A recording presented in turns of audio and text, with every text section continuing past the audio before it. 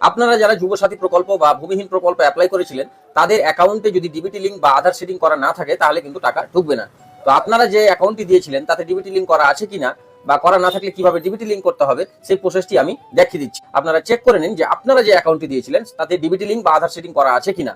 আর যদি না থাকে, সেই অ্যাকাউন্টে কিভাবে আধার সেটিং বা ডিবিটি লিঙ্ক করবেন, সেই প্রসেসটিও আমি আপনাদেরকে দেখিয়ে দিচ্ছি। আপনাদেরকে বলছি অবশ্যই ভিডিওটিকে শেয়ার করে দেন, কারণ আপনার একটি শেয়ারের মাধ্যমে একে অপরের দেখার সুযোগ হয়ে যাবে। তো এর জন্য আমরা ক্রোম ব্রাউজারে চলে যাব। ক্রোম ব্রাউজারে গিয়ে সার্চ বারে সার্চ করব এনপিসিআই দিয়ে এই লিঙ্কে ক্লিক করে দেবো।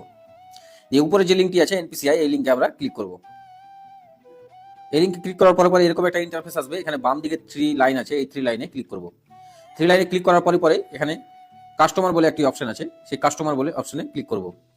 কাস্টমারের অপশন ক্লিক করার পরে এখানে দেখতে পাবো আমরা ভারত আধার সিডিং এনাবেল, অর্থাৎ ব্র্যাকেটে দেওয়া আছে বেশ, এই বেশে ক্লিক করব।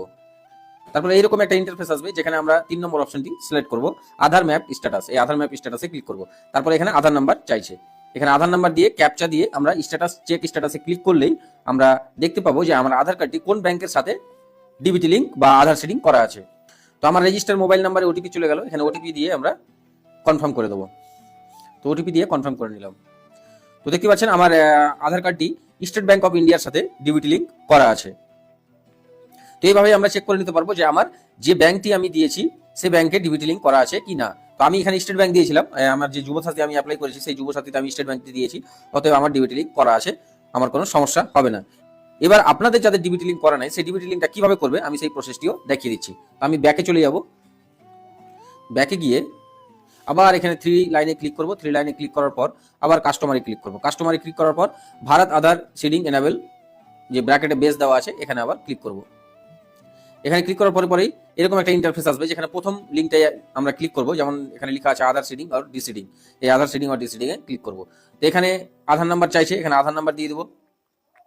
এখানে আধার নাম্বার দিয়ে দিলাম, দিয়ে আমরা সিডিং এ ক্লিক করব। সিডিং এ ক্লিক করার পর এখানে আমরা ব্যাংক সিলেক্ট করব। আমরা যে ব্যাংকে আধার লিঙ্কটি করতে চাইছি সেই ব্যাংকটি আমরা এখানে সিলেক্ট করব। তো আমি আমার পছন্দের ব্যাংকটি সিলেক্ট করে নিলাম। তারপরে সিডিং টাইপ যদি প্রথমবার হয়, যেহেতু প্রথমবার সেহেতু ফ্রেশ সিডিং করব। এখানে ফ্রেশ সিডিং এ ক্লিক করার পর এখানে অ্যাকাউন্ট নাম্বার দিব।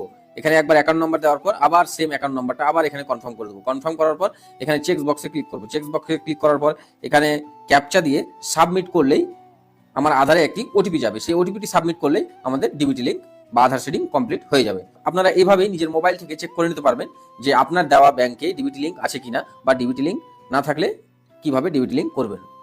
তো ধন্যবাদ। জনস্বার্থে ভিডিওটি অবশ্যই শেয়ার করে দেবেন, আর চ্যানেলটিকে অবশ্যই ফলো করে নেবেন।